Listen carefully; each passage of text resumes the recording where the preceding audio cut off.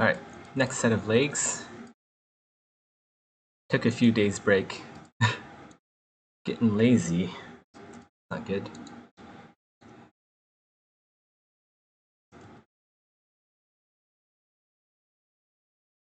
Alright, this needs to be subdivided. I think, right? Pretty sure it needs subdivided. Yeah.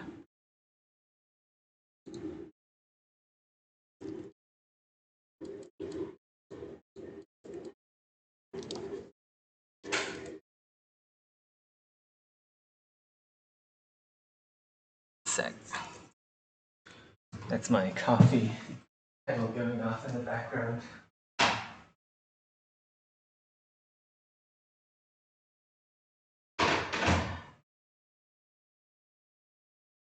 We have our coffee. Let's get cracking.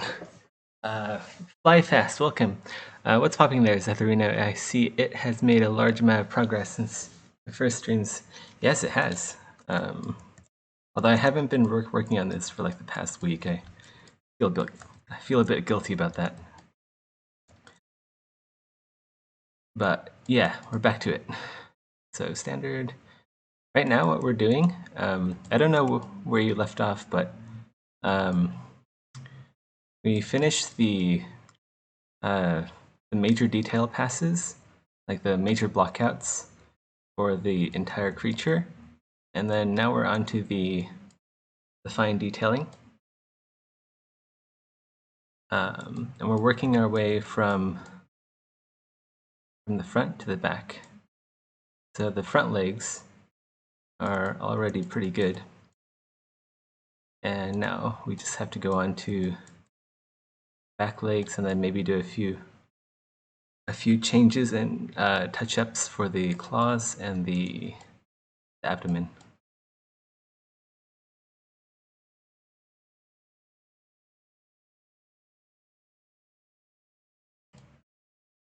That's been bothering me here is that it's not really straight.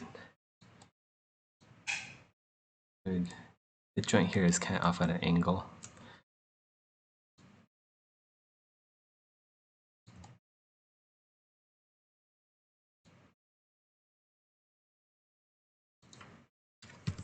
Back to standard. And I think we can just turn off lazy mouse. Okay. Move 7.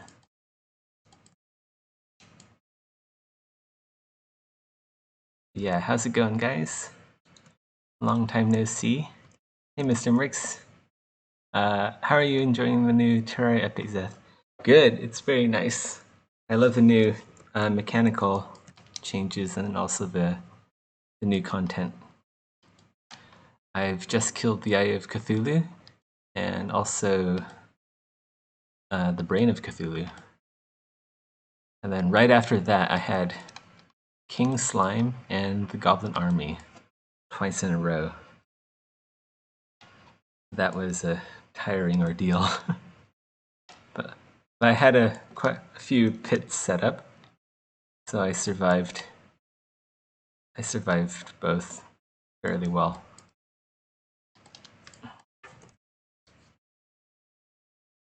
You're a huge fan of the maces? I haven't picked up a mace yet. One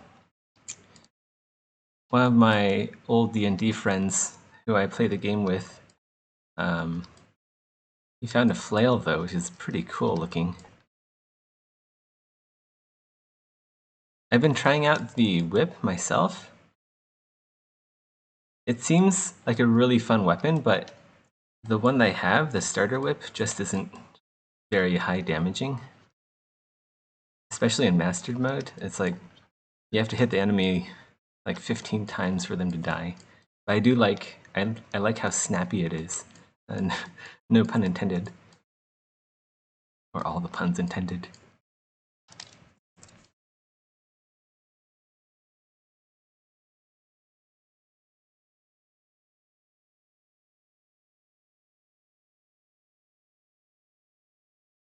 But yeah, if anyone hasn't played Terraria 1.4 yet, you guys should go check it out.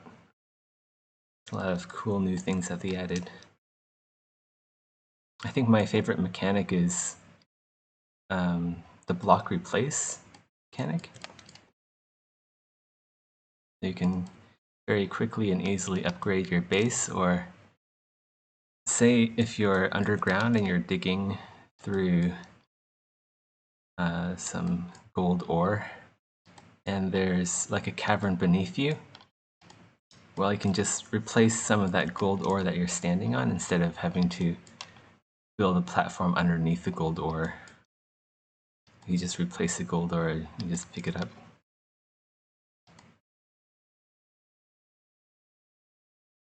Which is pretty cool.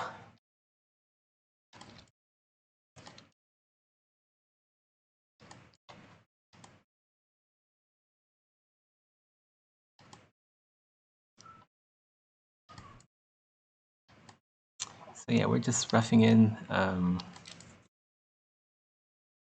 of the detail here. Once we're done with that, we'll go over with standard brush. And if anyone's seen my past videos or into the past streams, you just use standard brush to touch up the spikes and all the ridges of this crab from hell.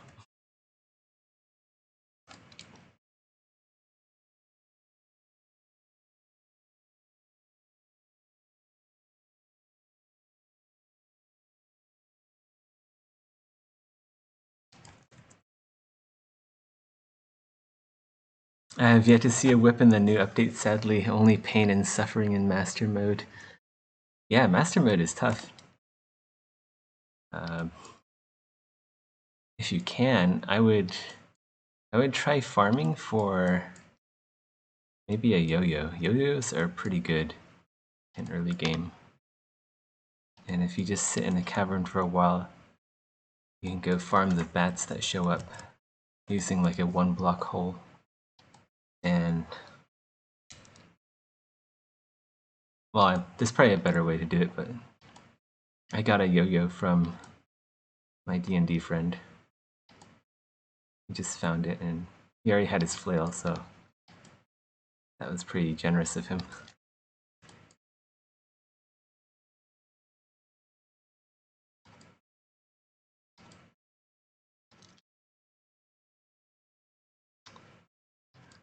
Or yeah, just like armor is really good too. I heard like armor counts for more in master mode, so you really want to upgrade your armor as much as you can. I went from like cactus straight up to silver armor.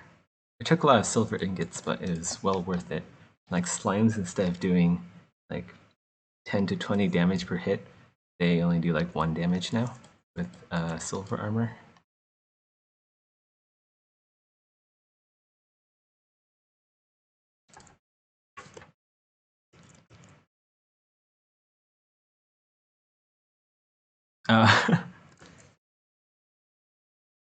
Yeah, my girlfriend isn't very good at the game either. She's actually scared of playing Terraria. I don't know, maybe it's just too stressful of a game for her.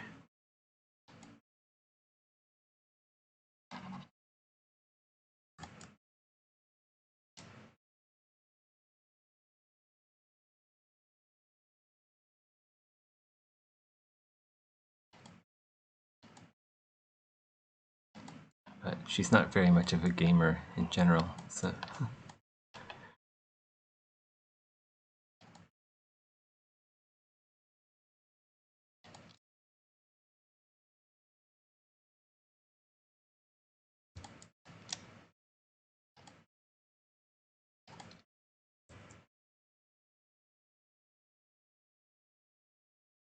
I like how you can reorient the health and mana bars.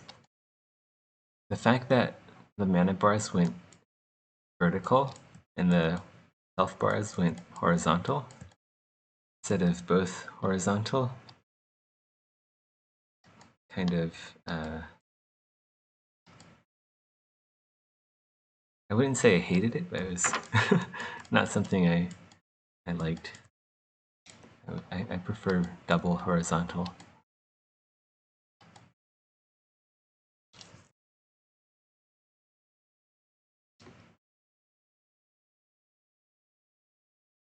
Pretty awesome how you can customize your UI as well. If you like that.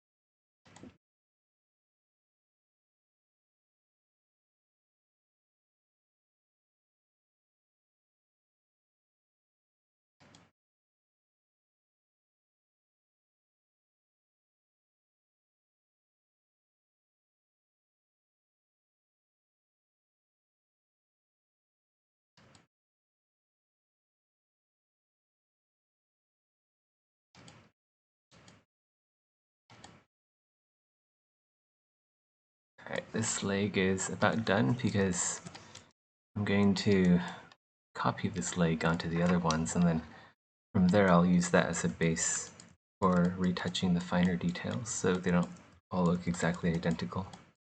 Let's move on to standard brush of the alpha. And let's go bump that up a bit, change the draw size. And now we have something that will work well for enhancing all these ridges.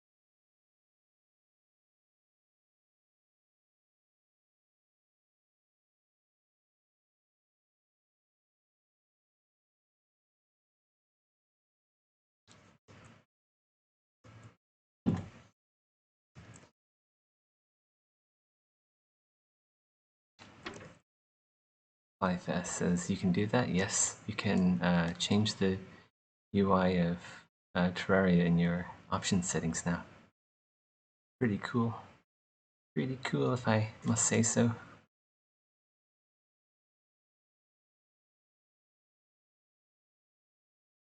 I think it's just like the map and also the health bars. And you were always able to change the color of your cursor as well.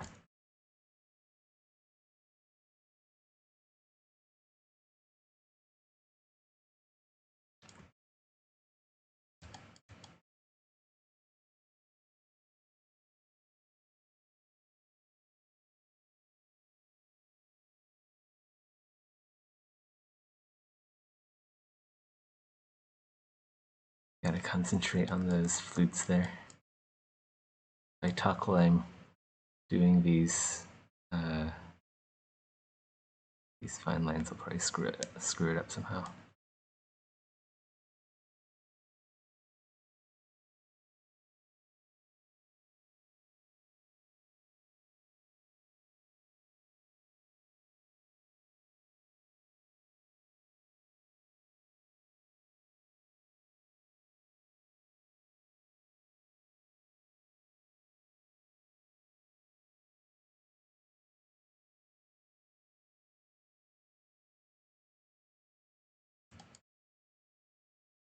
I always admired people who can draw like one straight line with a stroke, with a single stroke. I'm sort of there, but not really.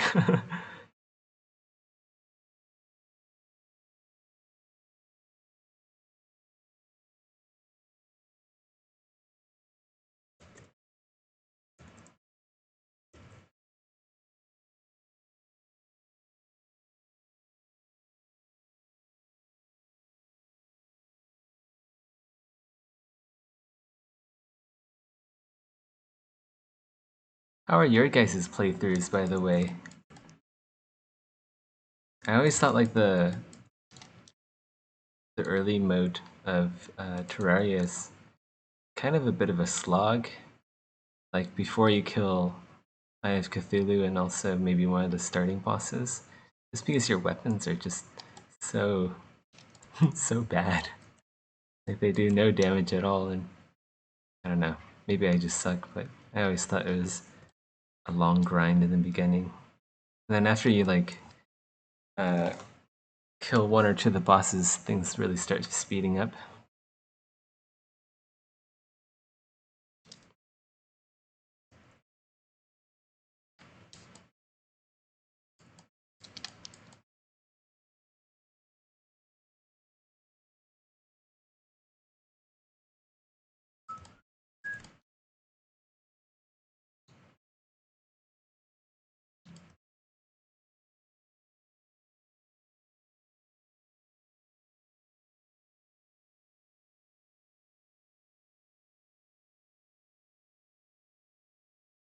Like it would take, I think it takes like at least a good 20-30 seconds to kill a slime using the copper short sword. Like maybe not a green or a blue one, but maybe one of those purple ones.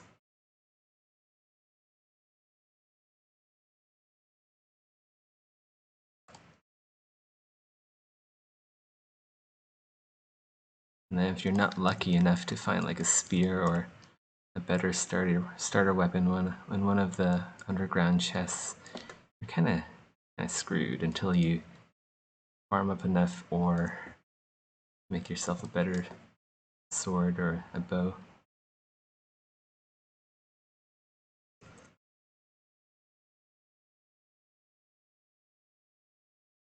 Oh my god, you guys are fighting a 30,000 HP Skeletron? Wait, does Terraria boss health scales with the number of players on the server? Is that correct? Or am I not remembering things correctly? Because I think I remember somewhere where maybe on the wiki or something that says that boss health scales with player number. And yeah, the ghosts were kind of freaky.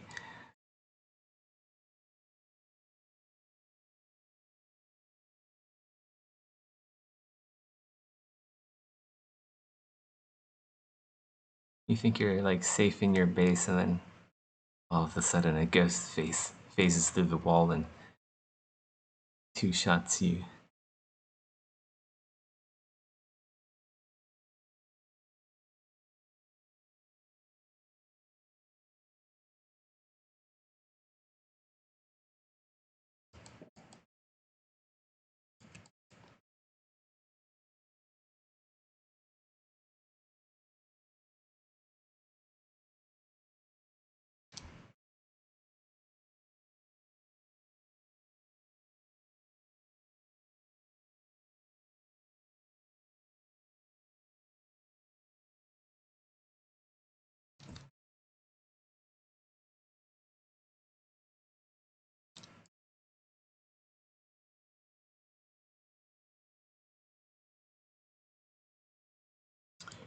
There's a guy on the Exanima servers, Tarkus, his name is.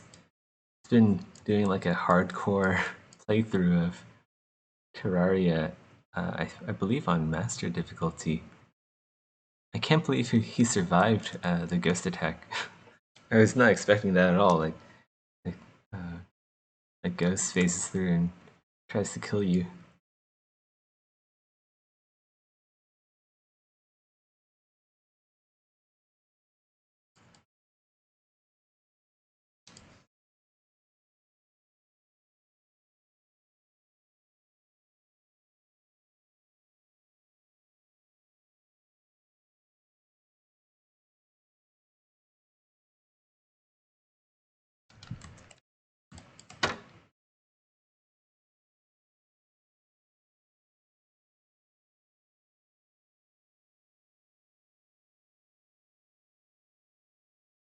Yeah, man, he survived. I think like I think you can survive them if you're in like a floating fortress or something. Like there's no walls connecting the base to the ground. They're kind of like the wraiths during solar eclipses. I guess that's how they move.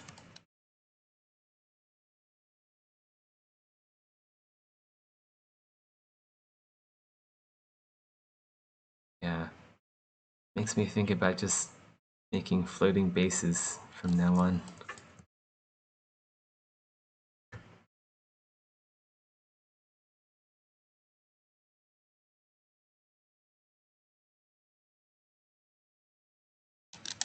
I feel like base building is probably the hardest part of Terraria because you want to make it look good but also functional at the same time. So my bases usually just have like a long piece of rope. They always tend to turn out to be like towers. So you have like a rope going down the middle, and then you just have storage on one level, plant growing on the next, and then NPCs on another level.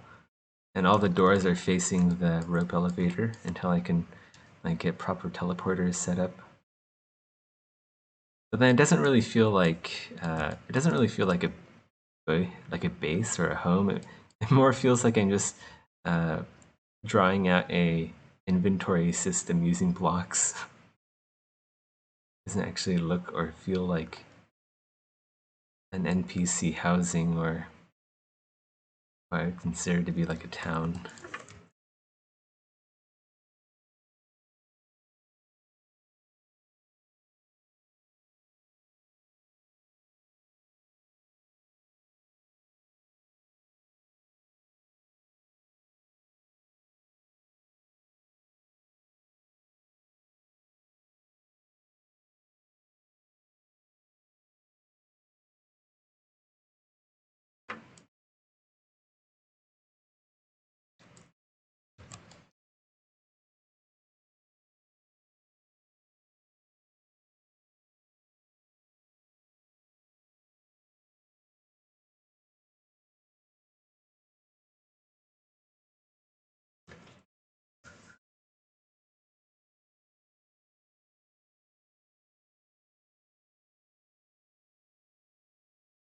You guys know about the new happiness mechanic, right?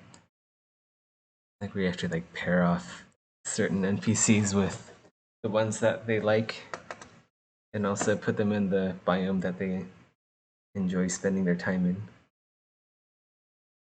I thought that was a really good change. Like, number one, it does add in a lot more immersion and also kind of forces you to uh, make a more interesting looking base instead of one that's pure utility. And another thing is that it gives you early mode teleporters, which is extremely handy, especially if you're playing on like a large map. So, like, I would always rush hard mode just because there were teleporters. That was like the only thing I uh, really wanted in Terraria. So I wouldn't really get to enjoy the early mode too often. I wouldn't really take my time with early mode. Now that there are like early game teleporters, I can really just like take my time and test out the weapons I haven't really played with very often. Do some fishing, you know.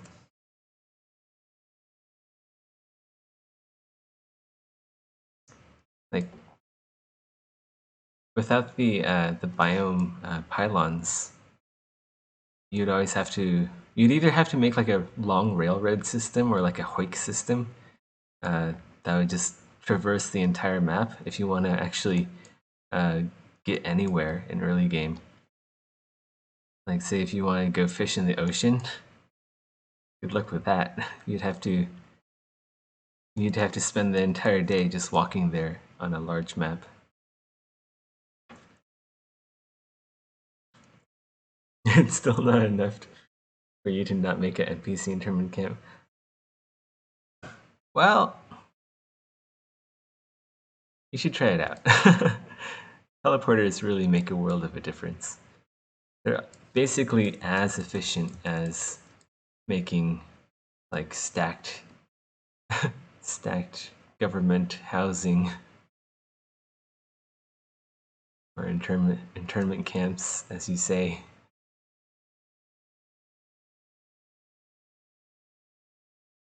Just like teleporting.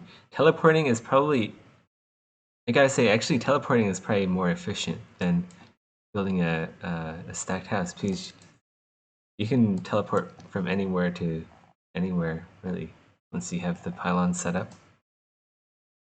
And that means you can teleport right in front of the NPC you want to talk to.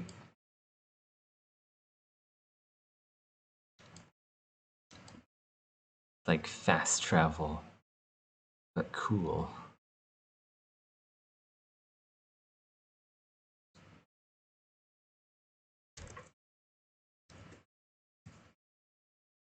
Still trying to figure out how to get like an ocean pylon though. I have to figure out who the fisherman likes.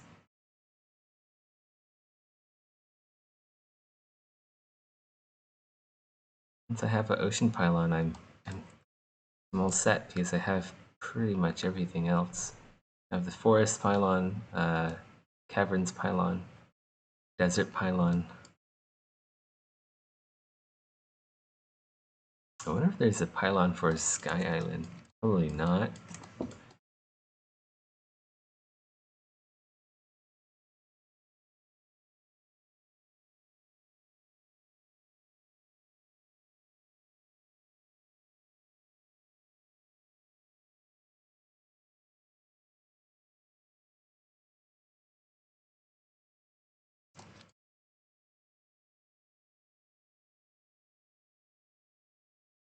Yeah, the wiki is a godsend.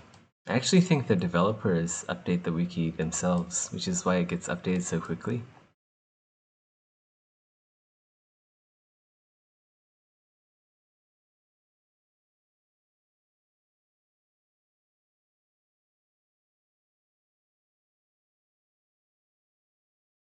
At least that's what I've heard. Maybe it's wrong.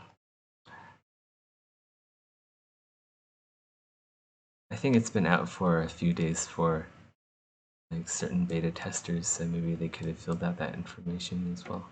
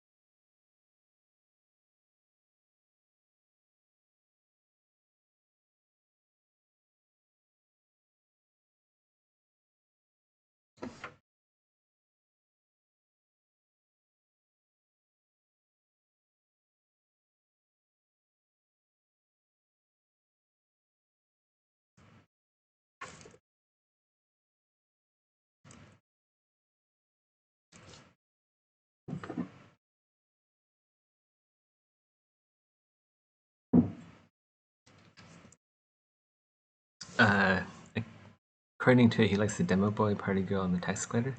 Hey, good to know. I should go try out those NPCs.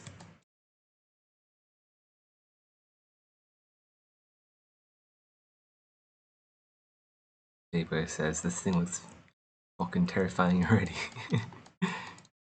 Yep. Sure does.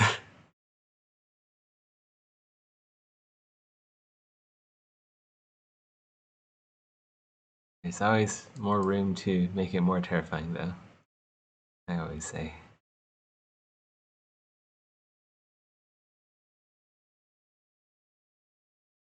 Infinite terror.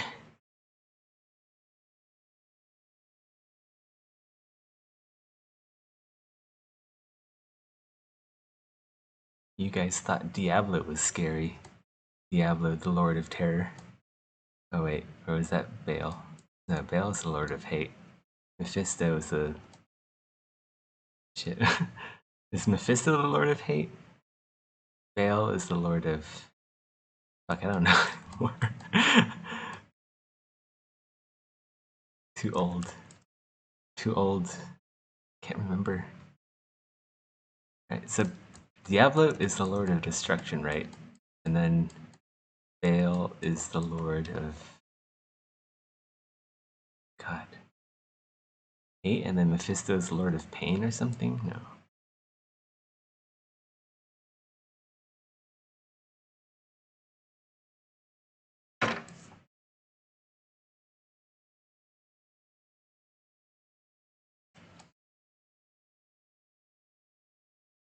More spikes, more eyes. What if we put like eyeballs on his claws? Wouldn't that be something? We put like a tiny little mouth on the inside of these claws. So when you're like getting squeezed and crushed to death by its claws, you're also getting nibbled by like a little inner mouth. Oh god, that'd tickle. Yeah.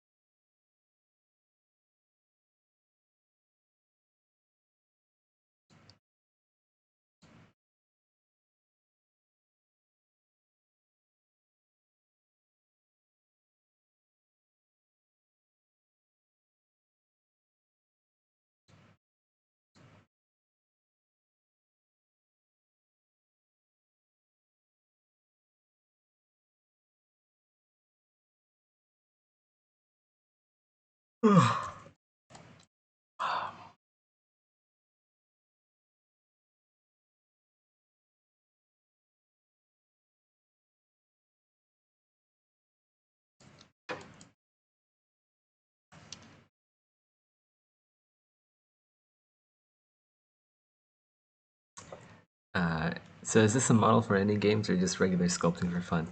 Regular sculpting for fun. I'm gonna treat it as if I'm making this model for a game.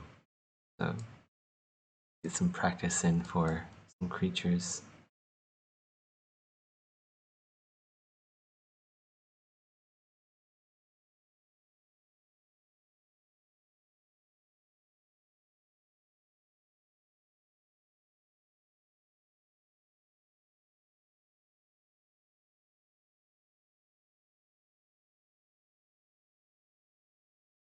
By the way, welcome to the stream, Babo. Or Babo? Babo? Yeah, Babo. I think.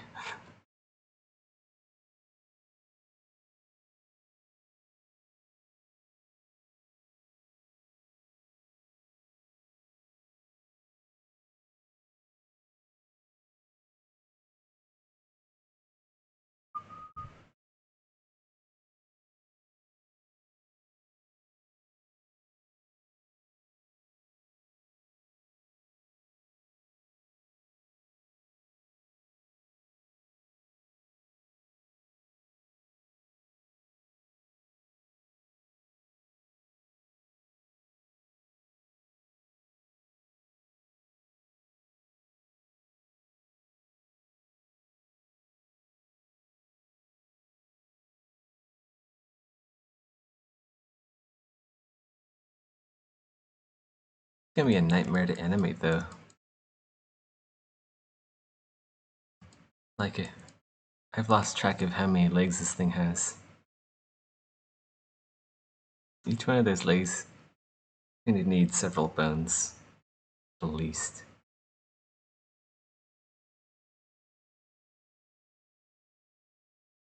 Gonna need to use some inverse kinematics or something to actually properly animate this thing. Oh, it's gonna take forever. It's already gonna take forever, actually. Like every well, I wouldn't say like every frame, but so the way you'd like animate this is you'd have your animation program, and you'd at certain times in the animation, say if you have like an animation that lasts like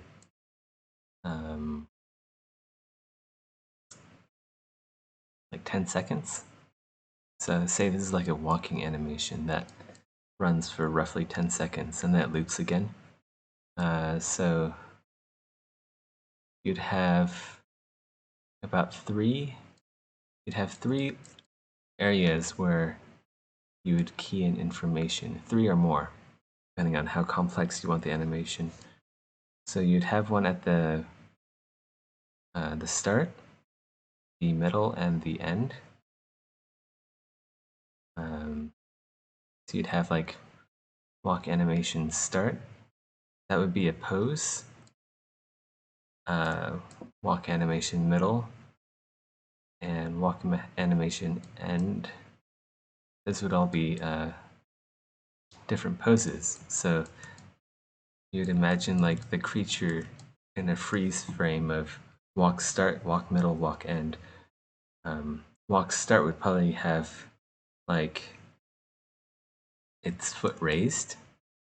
If this is a human, it'd have one of its foot raised. Walk middle would be sort of like a down transition.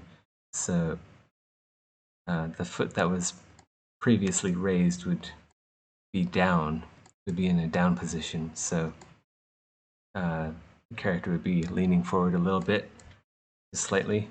And if he was raising his right foot in the animation, the walk animation start, the right foot would be down, and the left foot, it would be posed so that it would look like it's about to come up.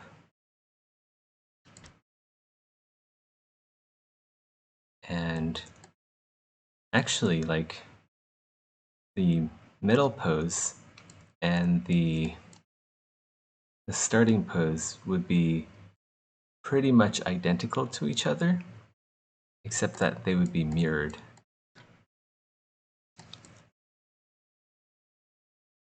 And then the end pose would be a duplicate of the first pose.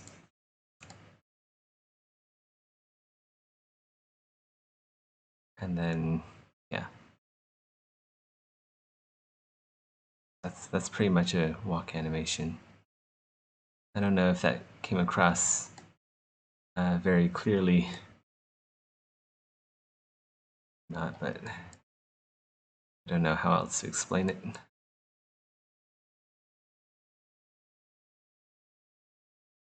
But yeah, anyway, for those 3 poses, for this creature, let's see how many legs that has. We'll just count one side and then multiply that by 2. So I'm going to count like every appendage as a leg, even though they might not be considered as legs. So we have 4 here. 4, 5, 6, 7, 8, 9, 10, 11, 12, 13, 14, 15, 16, 17. 17 times 2. Well, actually, we also have its mouth parts too, because its mouth will be animated as well if it's moving. 17, 18. Okay, so that would be 18. Times 2. That's maybe like 36, right? 36, and then plus the mouth, 37, and then plus the end tail here would be 38. So I have 38 limbs to animate across 3 poses, which I guess isn't that difficult. But it's going to be really tedious.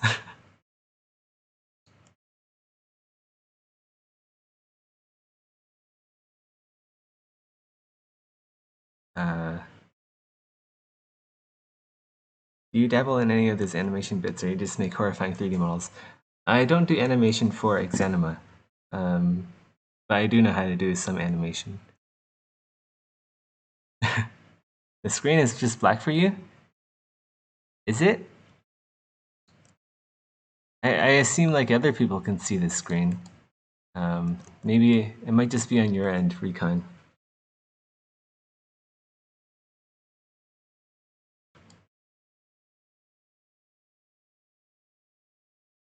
But yeah, hope you can see the stream. Maybe if you can get started, because this crab is definitely worthy of your attention.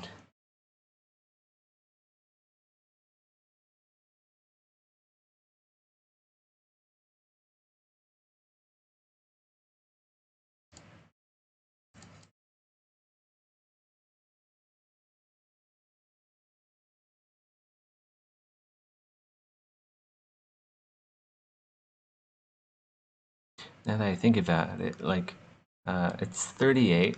Those are all the limbs, but of course the torso and the abdomen moves as well. So but let's just say that's like roughly 40 bones I have to animate.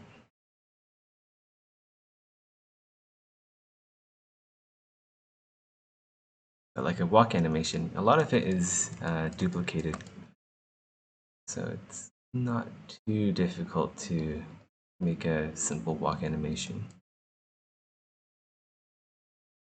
Of course, you can always make it more and more complex. And the more complex it looks, the more realistic it'll turn out to be. The higher fidelity animation. Okay, so this leg is pretty much done. I want to retouch some of it with maybe a finer passive detail. Maybe I'll take out the Damien standard brush and go over it a bit. Make some of the cavities a bit more pronounced. Some of the horns still look a little bit lumpy. I'll go across those, see if there's any areas that I missed.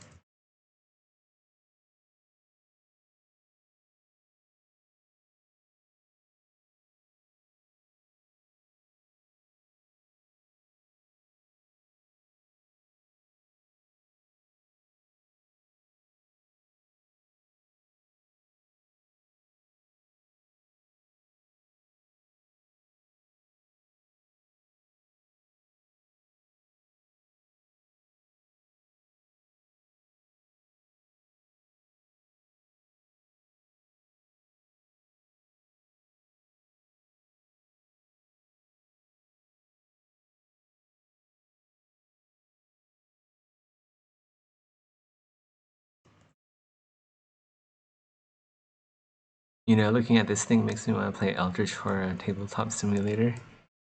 I have Tabletop Simulator, but like I don't.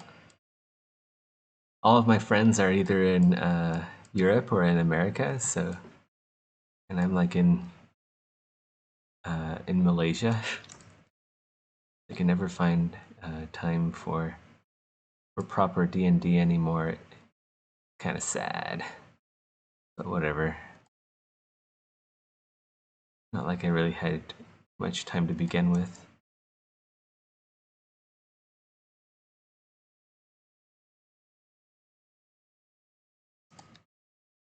Isn't there a few like Cthulhu games out there?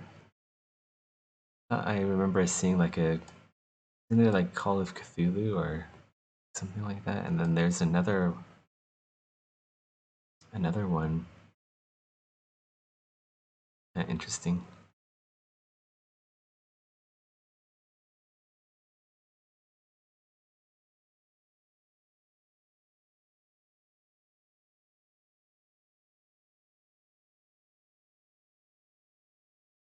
I should get into like Sunless Sea again. That was pretty fun. It had really good atmosphere. It's just like this little sort of want to say like indie game. Gave me indie game vibes.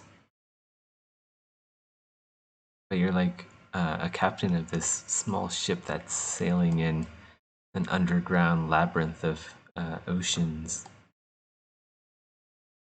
which I thought was a really cool setting.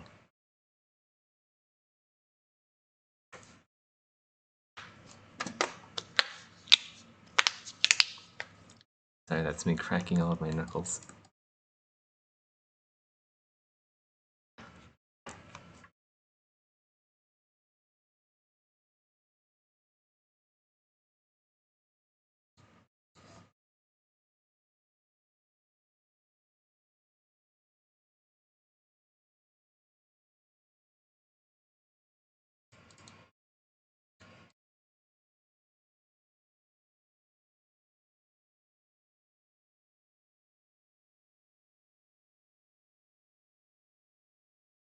There are a few video games made in the mythos. We have yet to find a good one.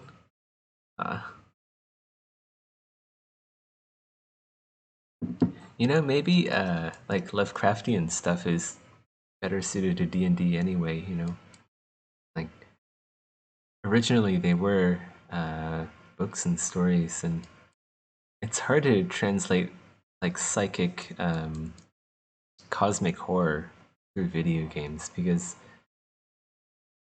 I read this somewhere, but I forgot where. But someone said that the moment you attach a health bar to anything, it becomes less scary. Because, like, as any good video gamer would know, if it has a health bar, you just go and kill it.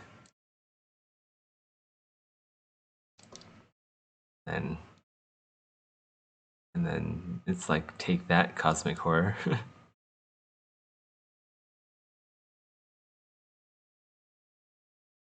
That could be maybe one of the reasons why it doesn't work out very well in video game format, is because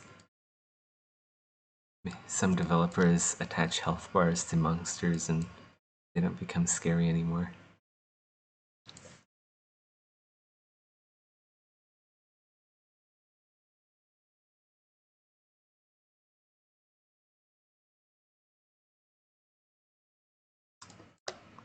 Another challenge, I think, for cosmic horror in video games is like the sheer size of these monsters. Size can be a bit tricky in video games.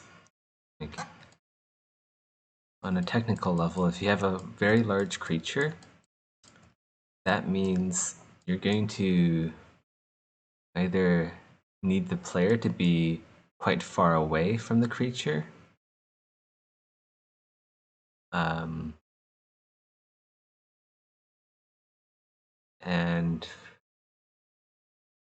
like if they aren't far away from the creature, it causes a few problems.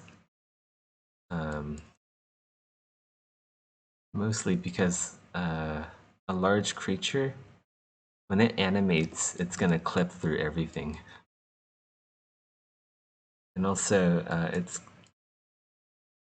you're gonna be able to see like any faults in the animation and 3D modeling really very close up. Also, with larger creatures, you're going to need larger texture sizes, because it just has more surface area that you have to cover with artwork, with like textures and details and lumps and bumps. So it's already a large challenge on a technical level, and regarding like animation and textures. But then you also have to make it unique, you know, like this is a massive creature. It probably has to be kind of like a scripted encounter then, almost like you're watching a movie, and then yeah. just all around kind of a nightmare to make.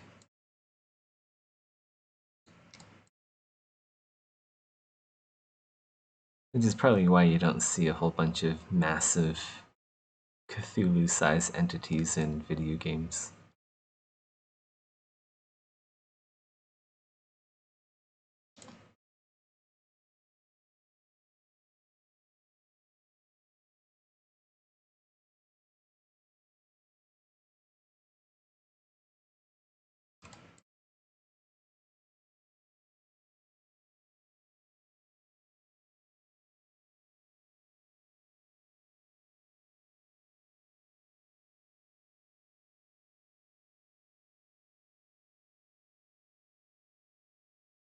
Okay, this is good enough, where I'm going to just duplicate this and move it to the other leg here.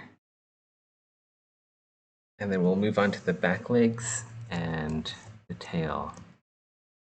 Let's go delete these. Well, actually, we'll keep those there for now for a reference. We'll just go duplicate this, and we'll rotate that into place.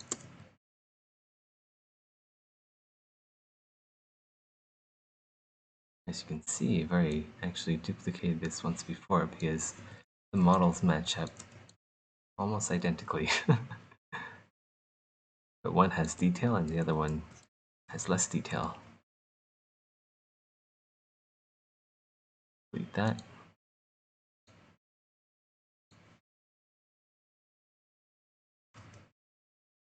Alright.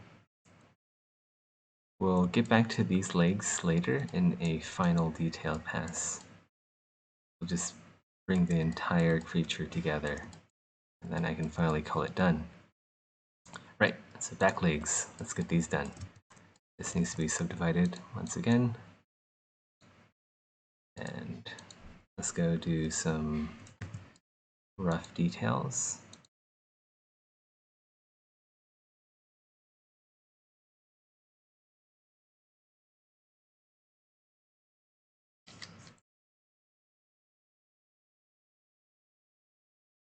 Ah, that's right, yeah. The other game was called The Sinking City.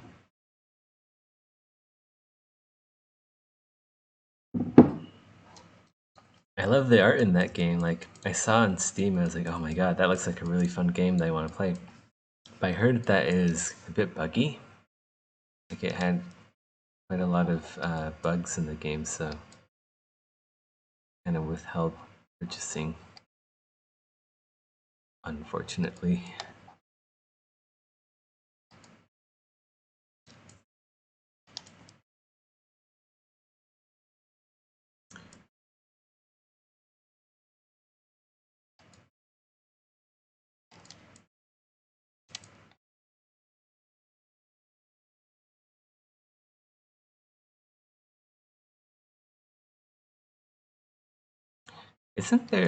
Doesn't Subnautica have like large creatures in that one? Another example of fairly large creatures done well, I think, is like Monster Hunter. That one, they have some really good creature artists and animators on that team. It'd be cool to see like the company behind Monster Hunter. What company is that?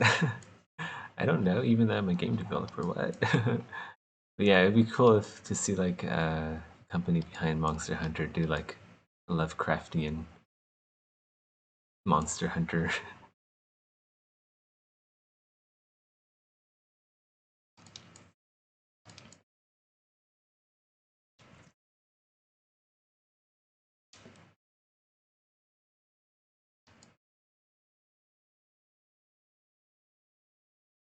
I should play Subnautica. I keep hearing a lot of good things about it. But there's one thing, I think like, that's like my only phobia is like deep sea monsters. It's like the only thing I really get the heebie-jeebies about.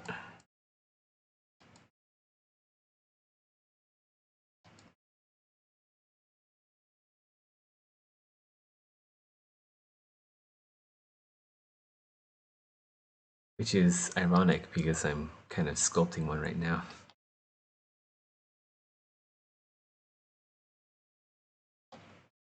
Hey, maybe it's a exercise in confronting my fears. And maybe that's why this sculpt is so realistic, because I project my fears onto this artwork. That's something a lot of artists I find do. Kind of use like your personality or traits and project them onto the artwork.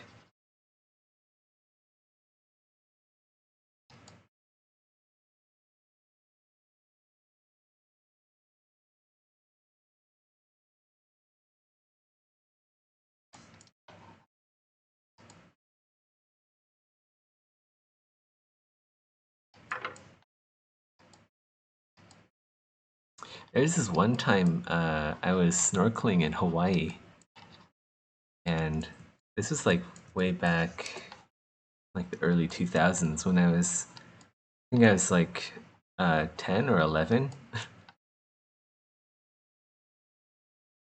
or shoot, maybe I was a bit older because early 2000s. I'm like 27 now, so yeah, it's a bit older than 10 or 11.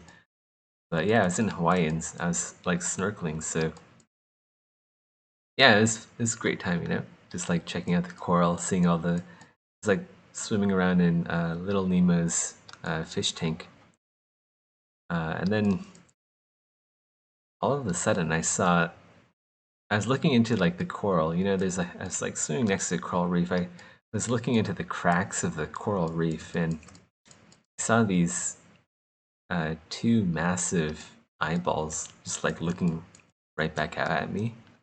They're like reflective and they're really creepy.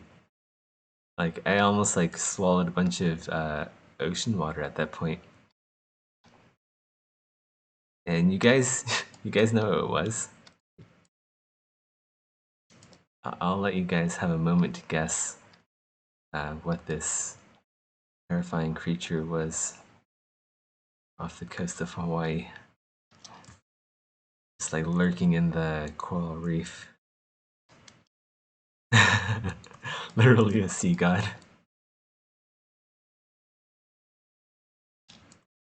No, it was a puffer fish. It's just like this tiny, cute-looking puffer fish, which, as you might know, is like a tiny fish with massive eyes. But all I saw were like the reflections of the eyes until it just swam out. But yeah, that was like my most terrifying ocean-related encounter.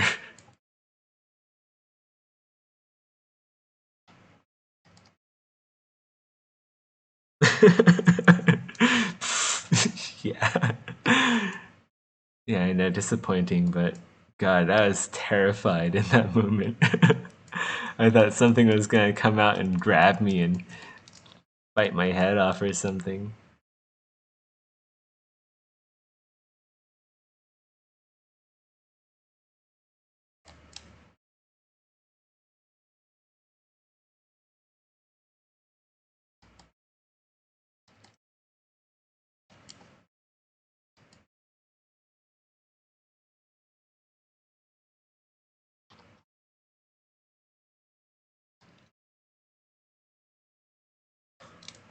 Pufferfish are weird? Yes, they are.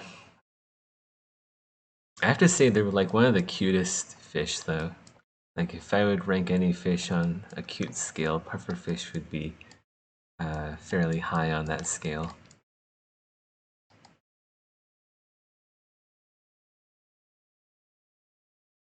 I think there's like this cute animal video I saw um, on YouTube where this pufferfish was waiting around for its buddy to uh, get back from the vet or something. It shows that like even fish have empathy. Or maybe it's just like self-projection.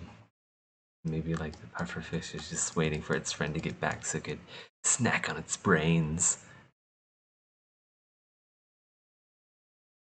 We'll never know.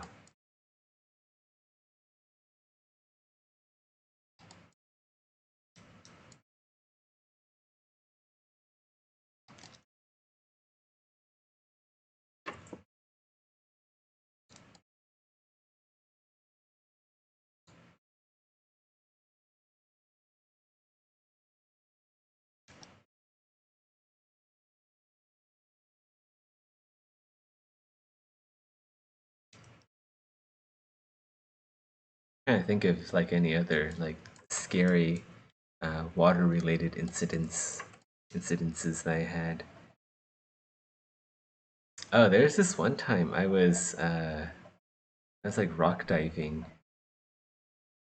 It was in a lake though, so I don't know if this really counts. But I was rock diving somewhere. God, it's such a long time ago. Like somewhere in California. There's a lot of good places to go swimming in like freshwater lakes and creeks. Anyway, I was rock diving and uh, jumped off the ledge and uh, everything went well. I was like swimming around and I ducked under and then I was like looking around and all of a sudden I saw like this massive dark shape coming towards me and I realized it wasn't like anything too creepy. It was just like the cliff is the base of the cliff. It's just like the rock, the rock cliff, side of the cliff. That was it.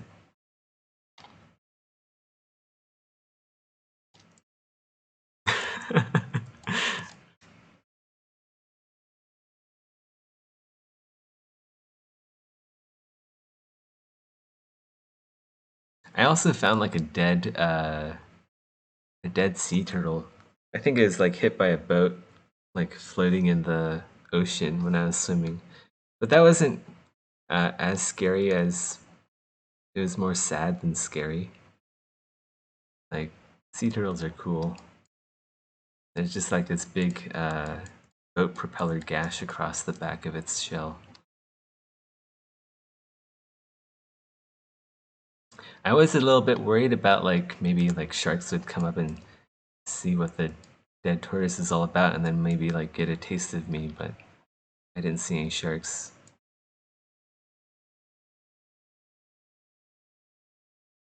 I'm sure if there were sharks in there, which there probably were, they probably saw me though. Even though I couldn't see them.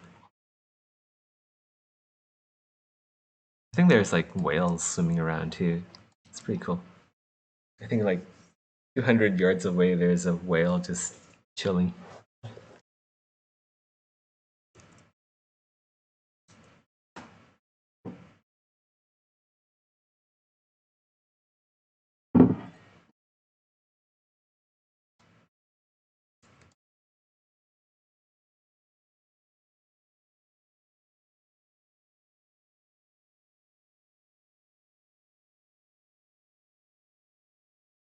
Let's use the move tool on this area a bit.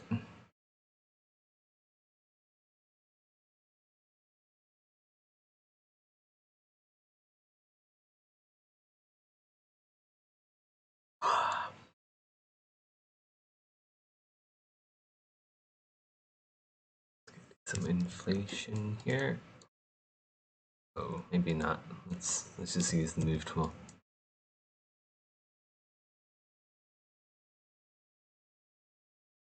Make this joint a little bit thicker because it's supporting a lot of weight, a lot of bulk. It needs to be a bit stronger and thicker to do that.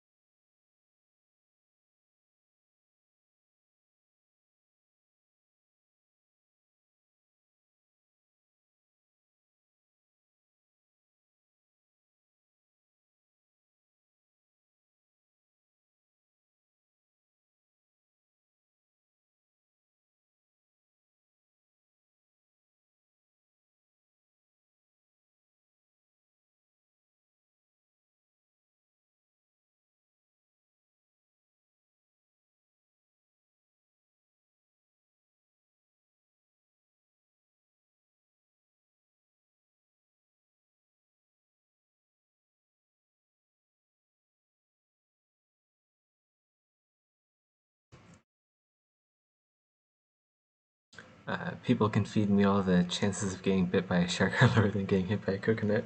That's all they want. I have to think, like, I gotta think, like,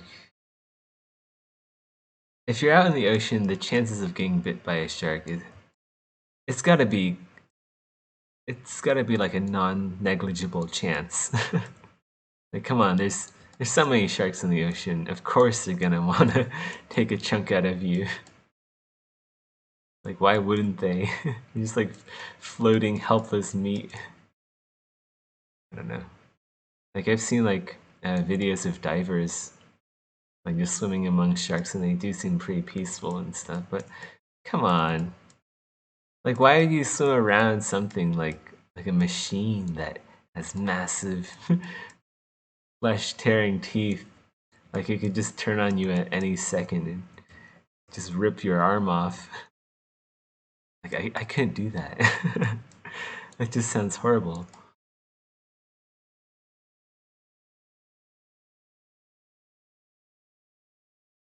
I also saw like this video of like divers in a like a shark tank. Like, it's just like a massive shark chilling, but then it just turns and grazes the wall of the I don't know, like whatever kind of strong plastic they use for the cage, and just leaving like massive streaks in the plastic. Like, oh my god, why why do you want to get in that shark tank? Like,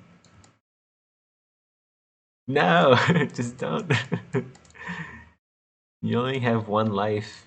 Don't become fish food.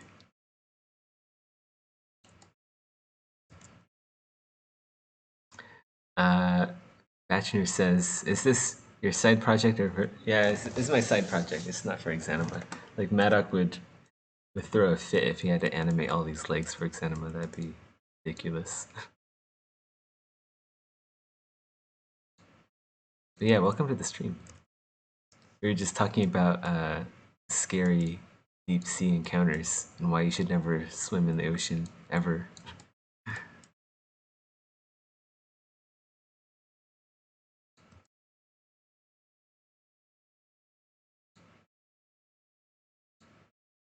And land is good enough. Good enough for me. There's already enough scary things on land, namely cars. Cars and stupid people.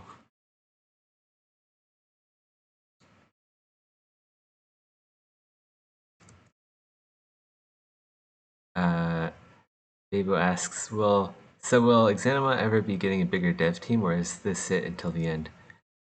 Uh, I think this is it for the foreseeable future.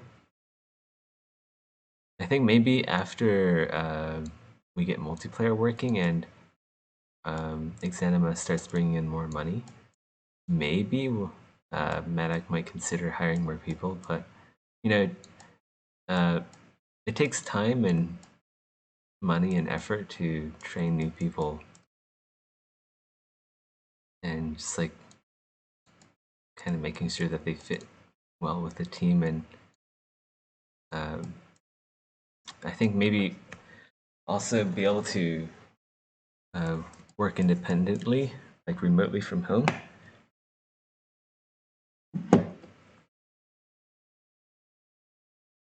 Because we, I don't know, I don't think we really have headquarters.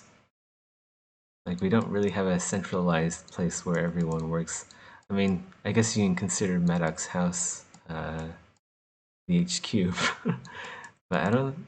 Yeah, he's. If we have new hires, like, they aren't gonna go to Maddox's house and work there. I don't think. Yeah, I don't know. It's a tricky situation.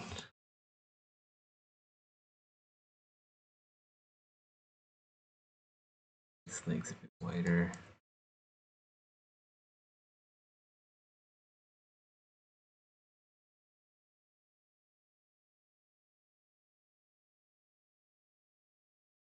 Yeah, because it makes me quite excited to see this game go under the radar for so long. Actually, part of that is intentional. Like, Maddock actually doesn't really want the game promoted very much until it's at a good state where people would really jump at the chance to get the game and play it with their friends or play it solo. So, yeah. Haven't done any marketing, I don't think. It's mostly been word of mouth so far. There was a Steam sale a few months ago, last year. But that was like the only sale I've ever seen it go on. It's like a rare promotion event.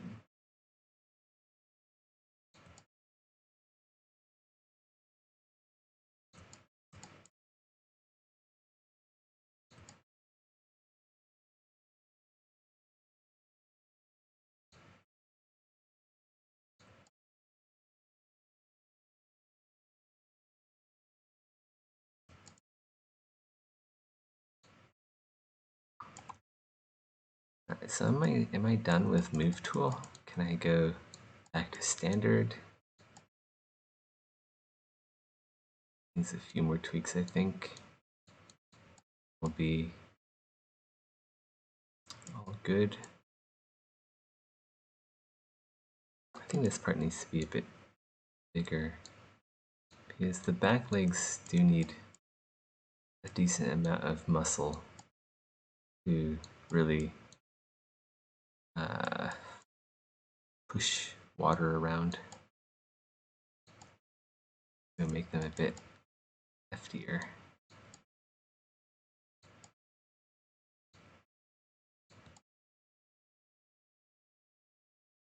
Part 2.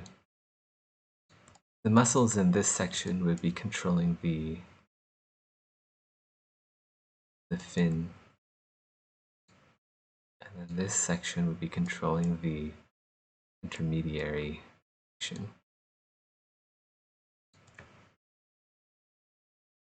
Ashner says, I'm really looking forward to more content or dynamic aspects that make it repeatable. Yeah. Yeah. More content is coming.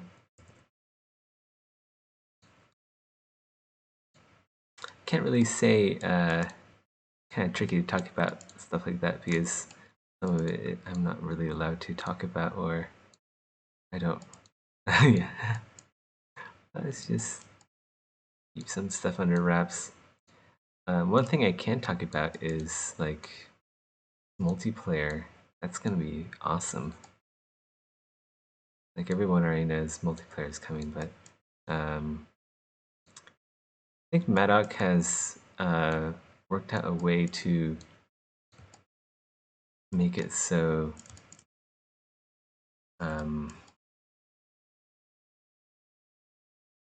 he could really explain this better himself, but he's not here. There's a way to make physics simulations synchronize better across cross players. So that means the prospects of getting like continental-wide connection for multiplayer much more feasible. So say for instance everyone in Europe would be able to play together, everyone in Asia would be able to play together, everyone in the Americas would be able to play together. So we're not strictly we're not really that sure about worldwide multiplayer, but continental sounds very promising.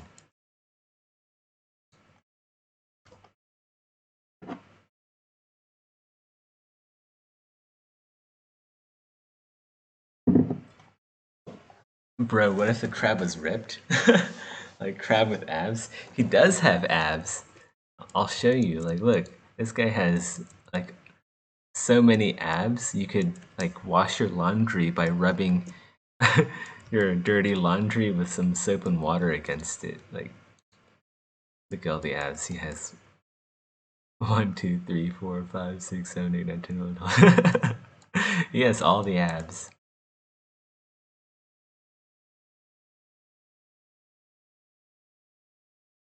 He's like Mr. Krabs on steroids.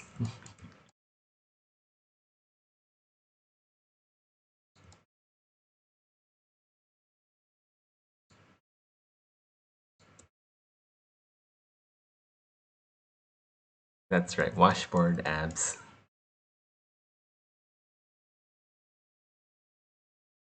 I'm gonna add some spikes here. Does it make sense? Well, actually, no, I'm gonna do that with standard instead of move brush. I need to be able to put down move brush soon because I've been using it too much.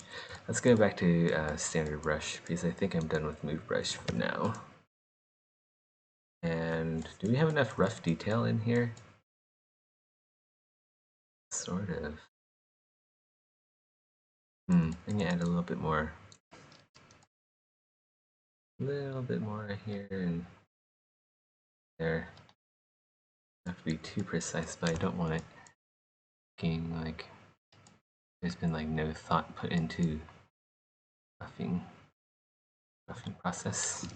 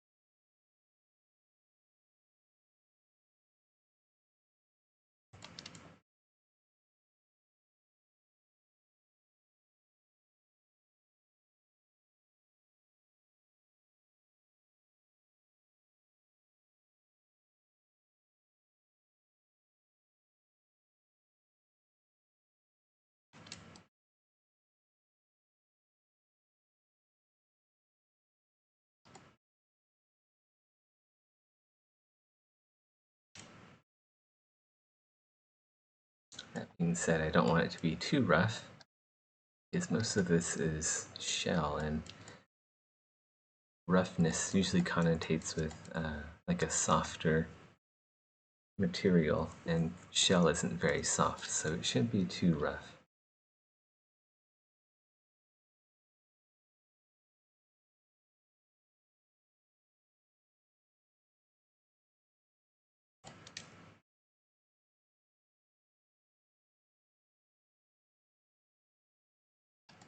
Alright, let's go take the alpha off, switch draw size, the intensity, and now let's go do some detailed passing on this.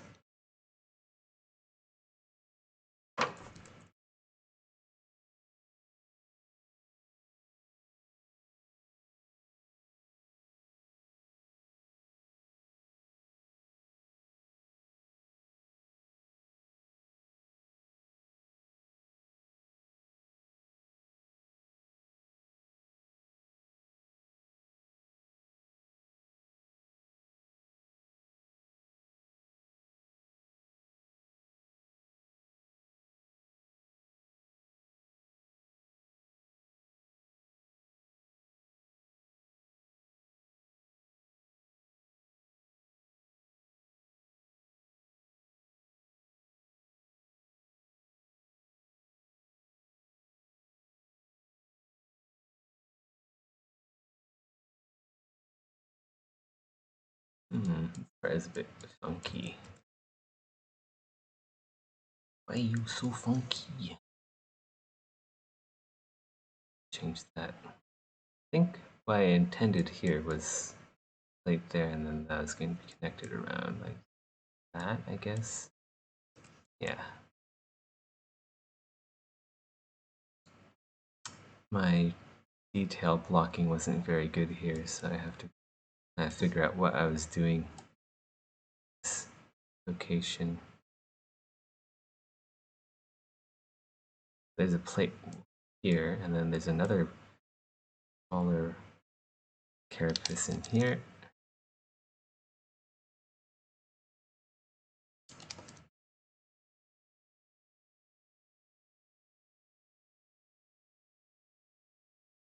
Should have spent a bit more time here by blocking out phase. Now I'm paying for it by having to do it in the finer details phase.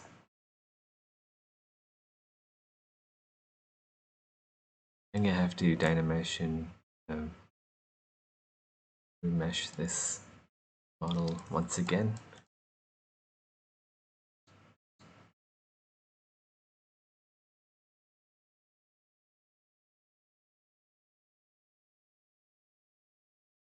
One of the areas where I have to work on for 3D modeling, and this is one of the reasons why I started doing streams, is to really get a sense of where I need to improve, because Exanima doesn't. I'm kind of like working on flying solo here. I don't really see any of the other Exanima devs in person, or get any mentorship from like an art director or something. So I have to be my own art director. It's a bit of a challenge, but it's also fun at the same time. It means I can be very free, very liberal with my my ideas. Get to come up with a lot of the creature designs and original concepts for the stuff in Exanima. But it also means, like, I have to really be careful about what I make and the quality of what I make, because we don't really have the time to redo a whole bunch of stuff. Gotta make sure whatever I make is golden and has to stick in the game. And like I also have to think about, like, this game is going to be around for what, the next 10, 15, maybe 20 years, so that content has to look good for the next decade and a half.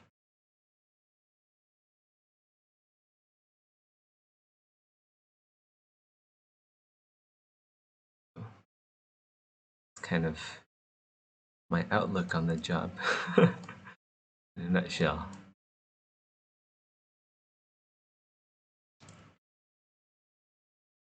Hopefully, when modding gets implemented, I won't see like, this mod fixes all the mesh details, or this mod fixes all the shitty models that Zeth made.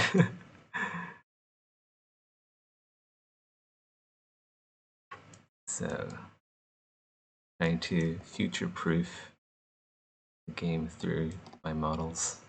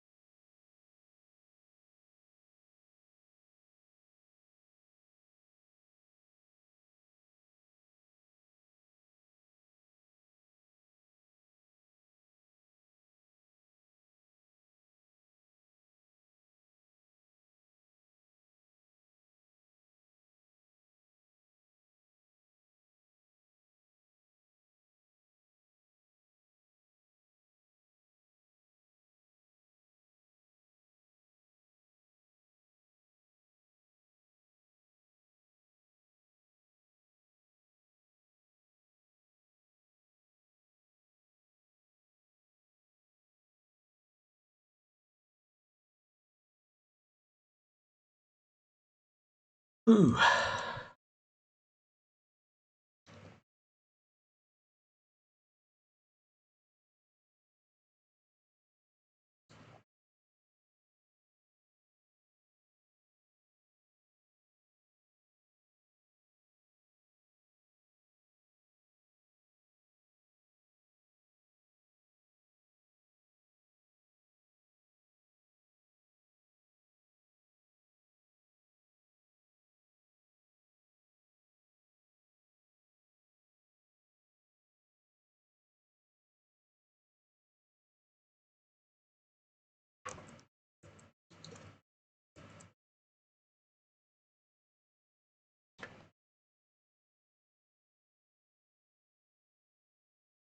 Really block out the... One thing that I missed out in the blocking out section is these segments here. Really should have figured out what kind of shape these segments would go.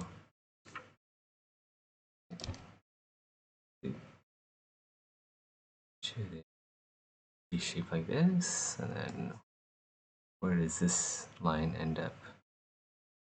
Like that? And then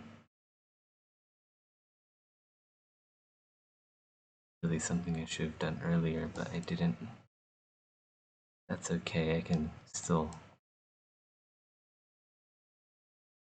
work with this. This is a bit of a thin, this is kind of thin geometry, so I have to be careful about not drawing too deeply, otherwise I'll dig into the other side.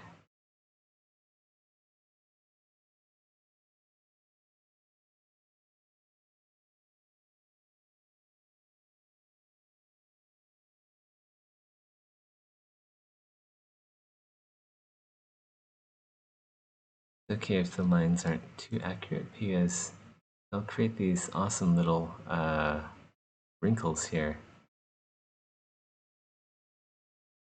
Let's make the mesh look a bit more organic, like these segments could move and articulate.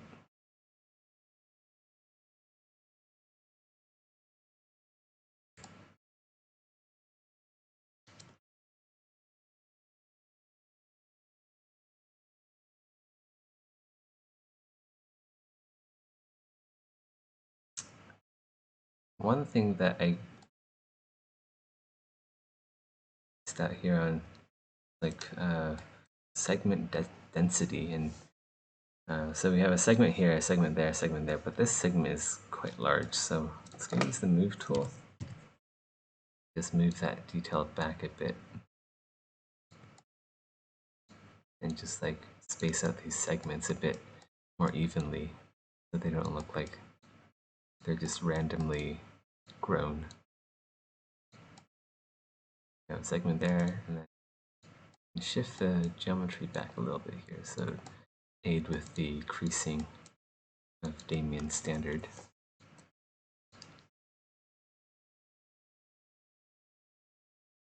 Segment there. Let's go do a few small ones there. And of course I have to wrap around the other side.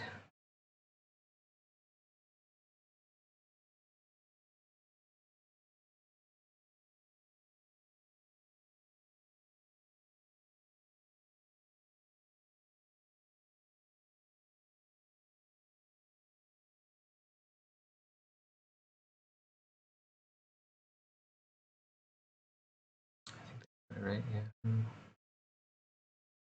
Gotta be careful not to make spirals.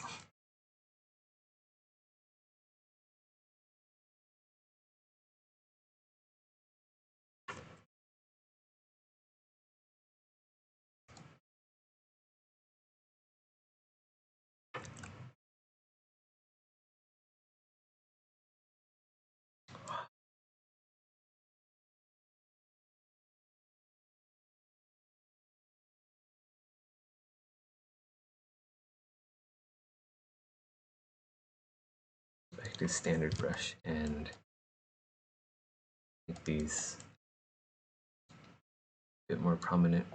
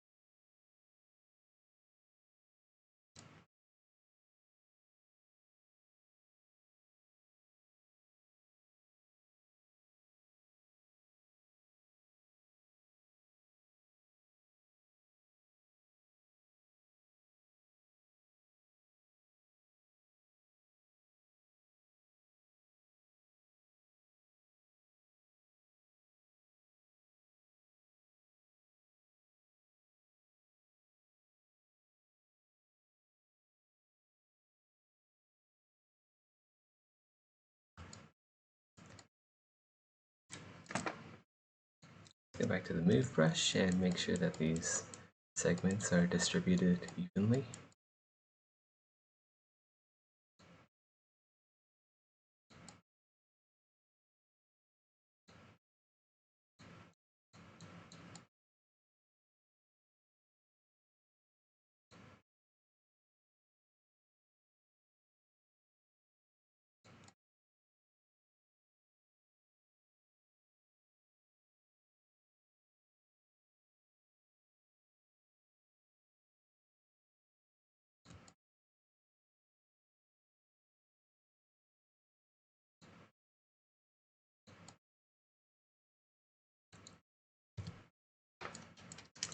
Standard.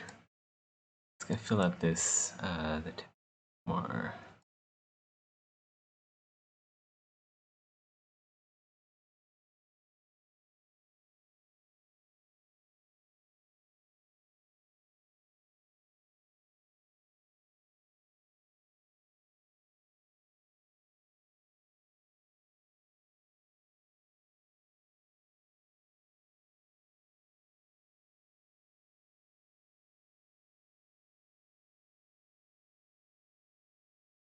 Oh gosh, nearly my bedtime. I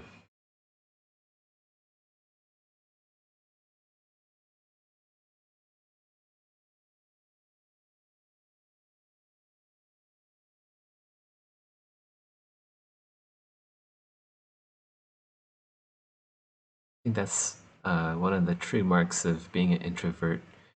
You ever try to start up your own Twitch stream and then you get insanely tired from talking to other people, or maybe I'm just talking to an empty room because I can't figure out how many viewers are on right now. Yeah, social stuff is exhausting.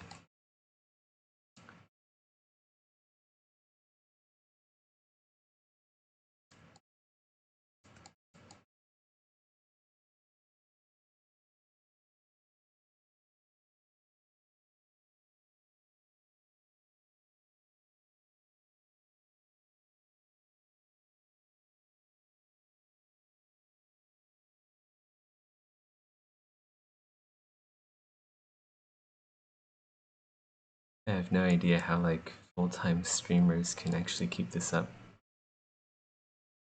Like, what do you talk about like after everything's been talked about? It's like repeat the same stuff. I guess that's why you mostly see a lot of streamers just scream random things into the mic. I guess that's entertaining for some people.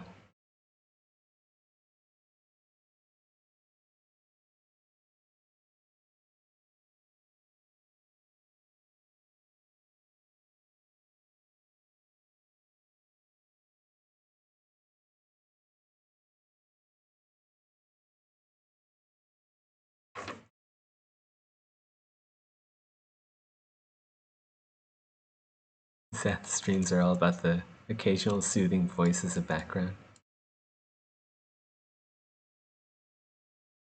Well, can't argue with that.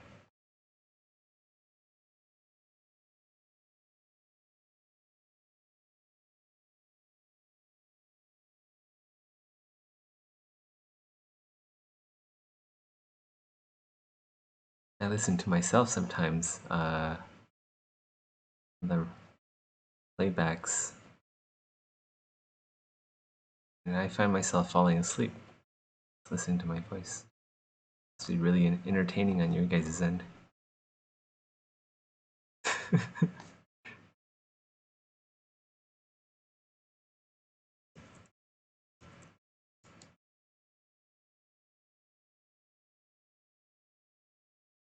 SMR experience.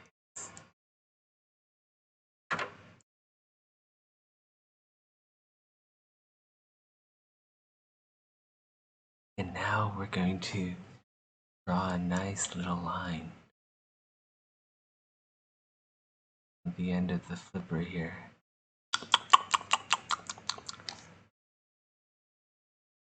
I'd like some paper.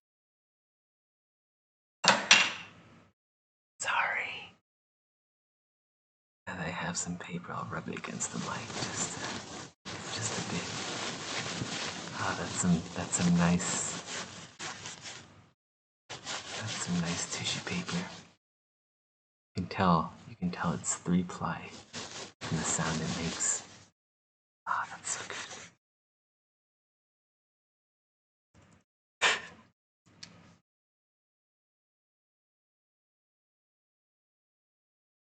Sorry, that was really stupid.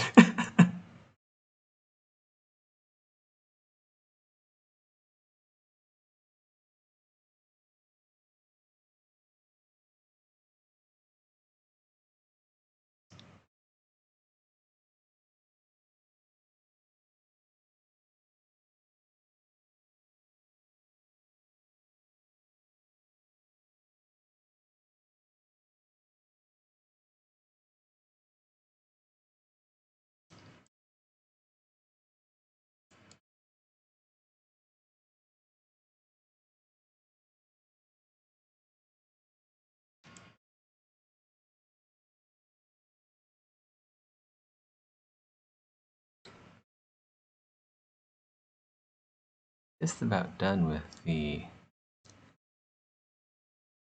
second detail pass on the rear legs here.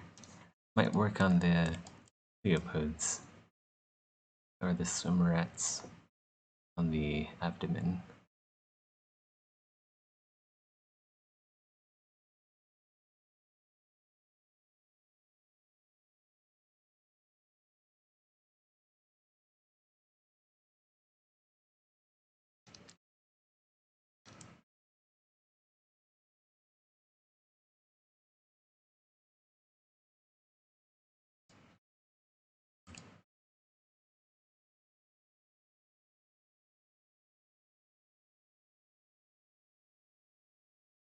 This part needs a few more bumps on the ridge.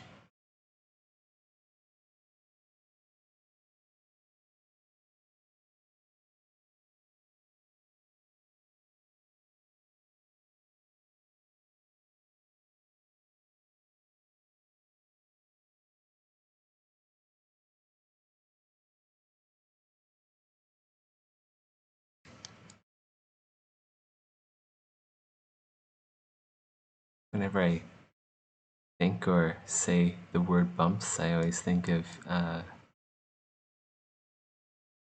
Pink Panther, where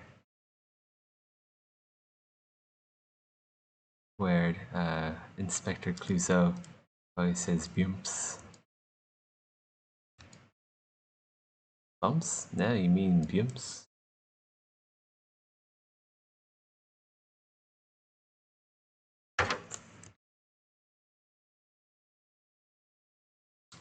Which drop pad do you use?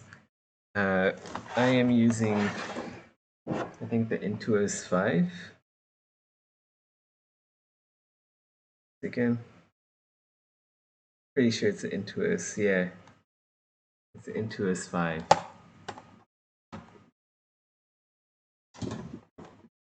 I think I bought it back in Vietnam. No, I bought it several years ago. Before I was a 3D modeler at Bare Metal. So this is a kind of an old tablet, but it still works really well. It works. It works.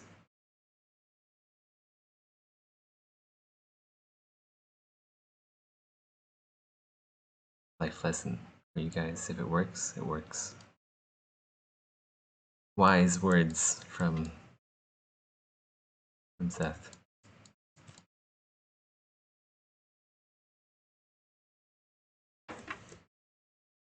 Some people don't think about these things, but I do.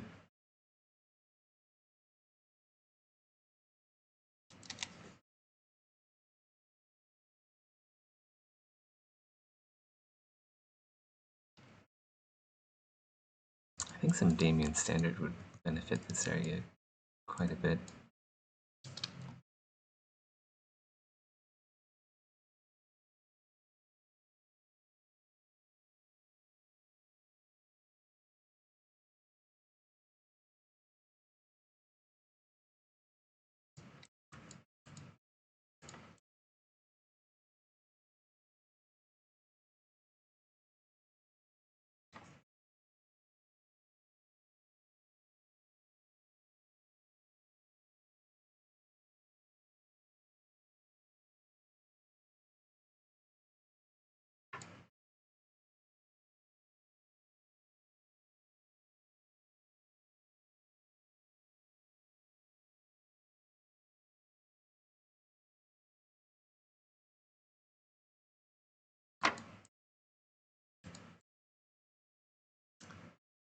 Fly Fast 2 says, my choice of smashing a random bottle I found against the skeleton netted minimal damage, and I am a very much a dead man in this Eldritch Horror game.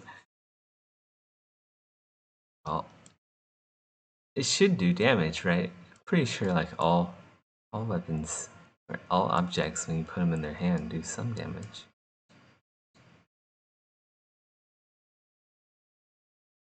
Hopefully. If not, well, sucks.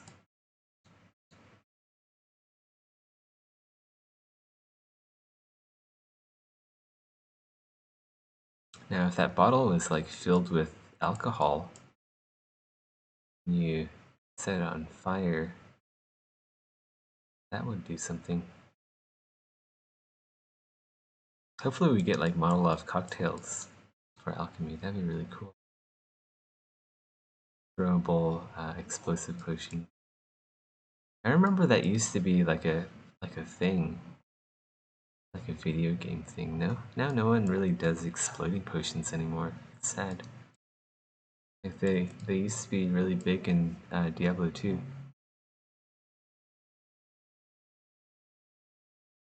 Anima needs throwing potions, guys.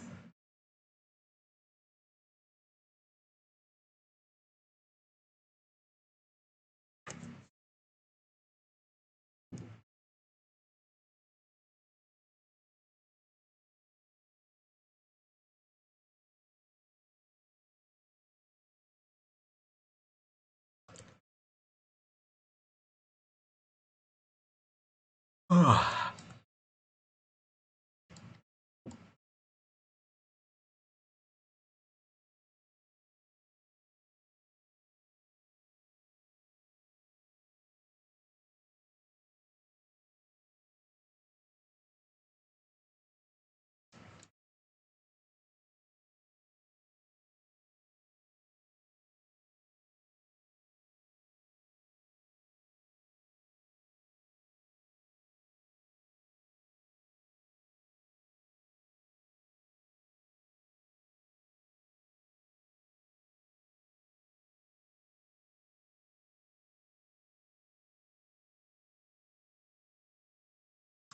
Okay, that's pretty good. Maybe I can use that. Oh shit! And I just noticed something. Like, yeah, guys, that looks pretty good. I noticed something. I got a bit more. I do. I think I like it a lot better when the fleshy joint bit here was more extended out. Maybe it's the same here as well. Make it a little bit more even and less blobby.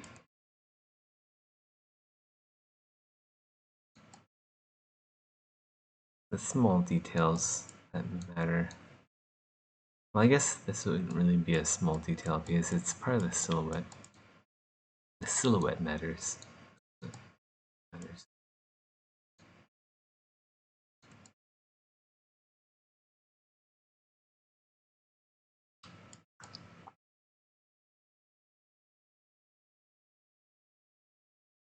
Okay, I'll pull out a few of these spikes here to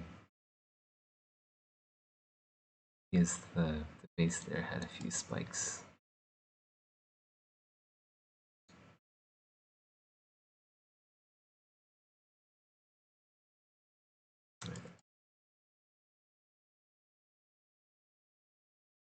Onto the theopods.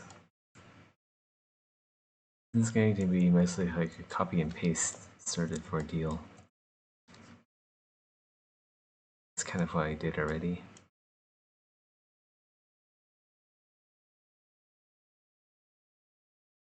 I think we can use a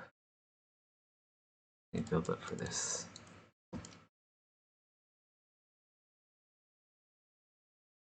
I might want to start with Damien Standard because I don't really have all of the joints too well defined yet.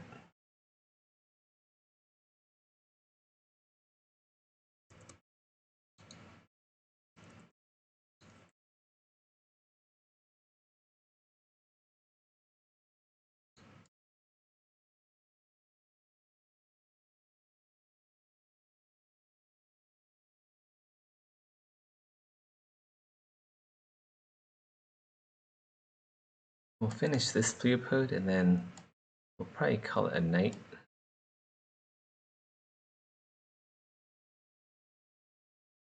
I'm getting pretty sleepy and about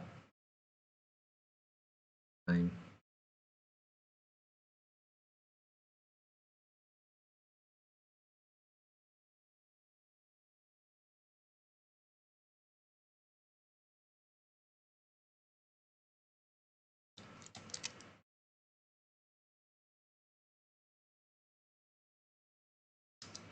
Yeah, I think I need some Damien Standard.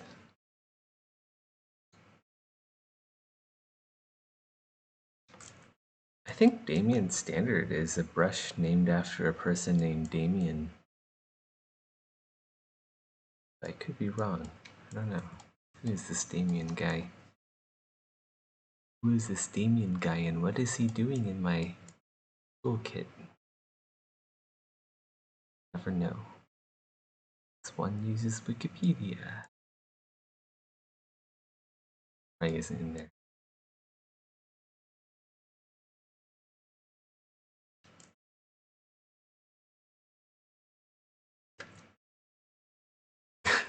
Never forget Damien. Hashtag never forget Damien 2020. Oh god, now it sounds like the guy died or something. It's kind of morbid.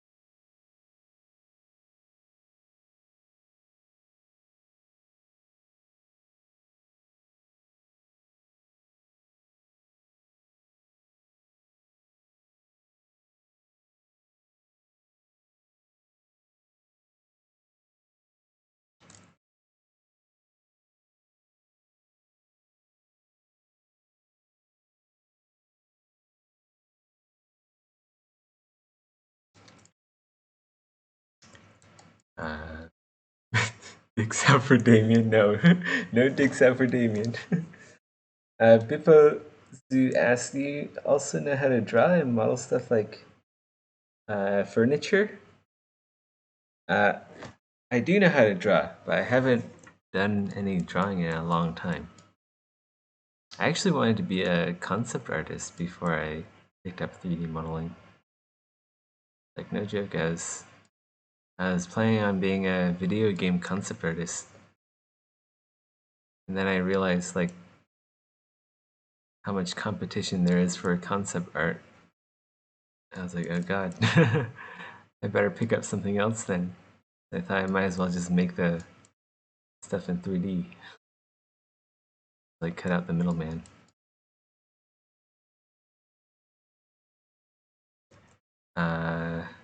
Modeling stuff like furniture, some of the statues, or a lot of the statues in Exanima were sculpted by me. If you look closely, you'll see my signature ZBrush strokes in there.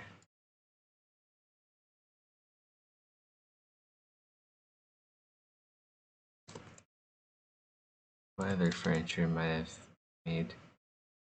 Not a whole lot, to be honest. Like, I know how to make furniture, but I don't really do it because yeah, someone else can do the furniture. On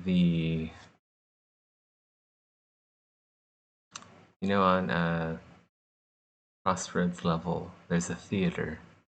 If you look in the theater, you'll see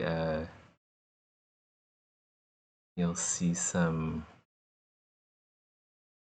these cutouts of trees. I made those.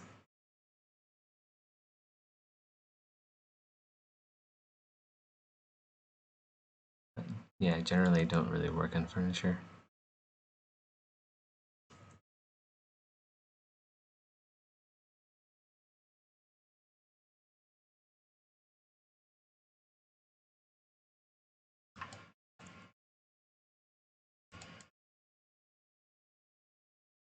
I'd show you some drawings that I made, but I don't really have any drawings that are presentable digitally.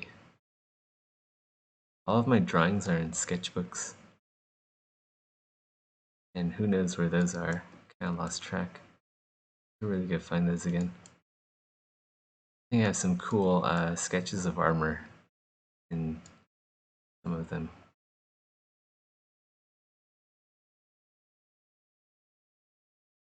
But they're like really bad. I didn't know very much about armor back then.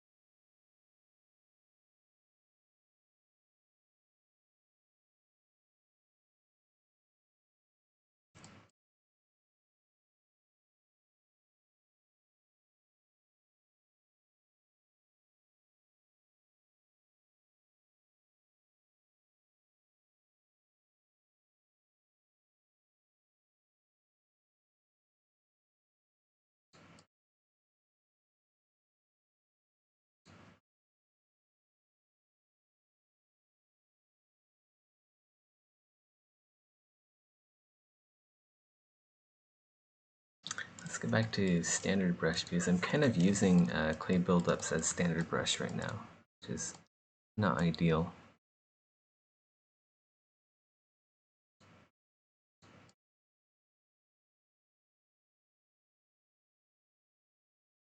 That's better.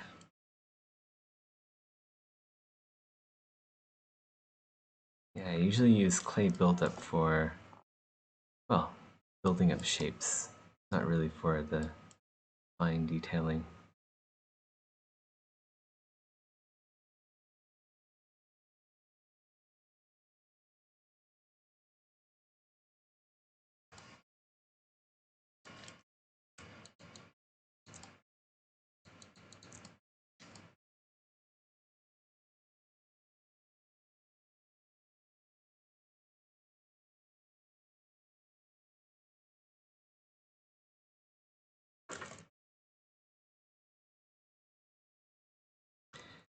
Fly fast too. I'll catch you later.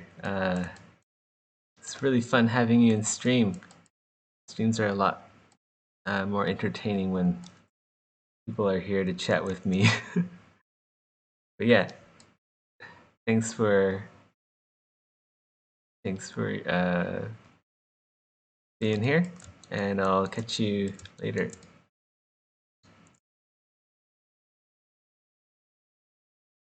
About to wrap up the stream in a few minutes. Actually, I started at like 2:15 or something, so 5 minutes or so.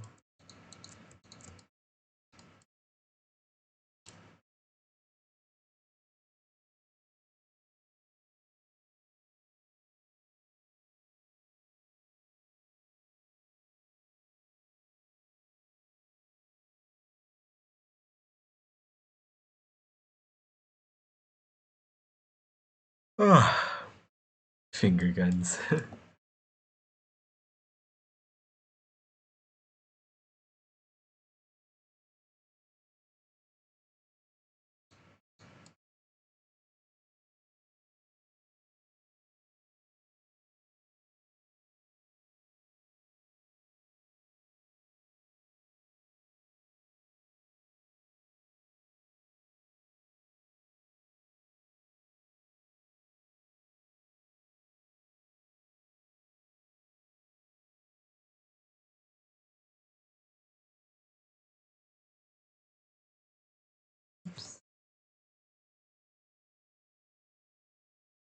You know what I should do?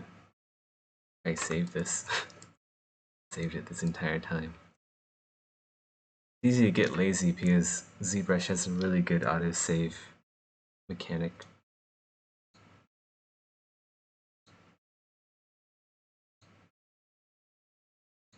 Like the autosaves are so durable, like they don't get corrupted at all.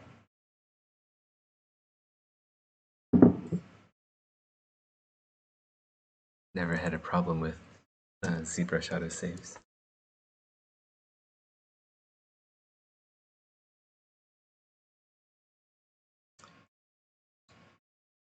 This set is kind of like stuck inside one of the other things. I'll have to reposition that.